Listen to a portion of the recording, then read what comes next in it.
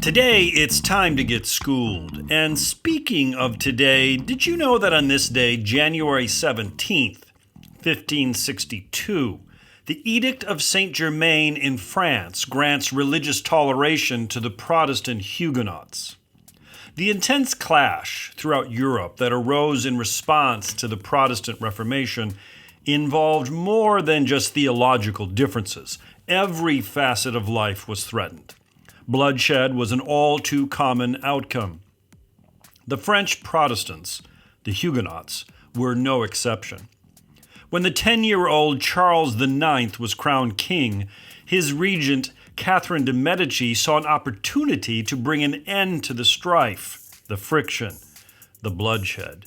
Using the prerogative power of the crown, Catherine issued the edict that would, at least temporarily, give the Huguenots some peace. They were allowed to travel and preach their message as long as it was out of town and during the daylight.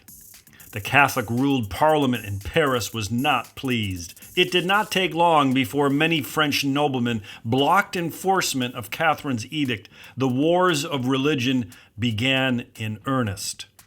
The next 50 years in France would see millions perish, yet the shadow of Catherine's edict would ultimately prevail. What seems to be the powerful lesson of this little tale is that the best way to succeed is to recognize the benefits of pluralism. Social scientists have been studying well-being for a long time. How best to find happiness? How can life be more satisfying? Do you want to flourish? How can we maximize our quality of life? Empirical evidence would initially answer all of these questions with the simple word pluralism. Our happiness and satisfaction grow best in an environment nurtured by tolerance, acceptance, and encouragement. An us versus them atmosphere only impedes our potential.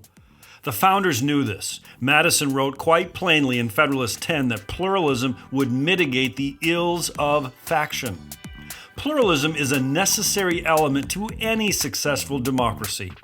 The spirit of Catherine's edict in 1562 still informs the future. At stake is nothing short of our well-being. Psst, it's Prologue with MR.REVIEW.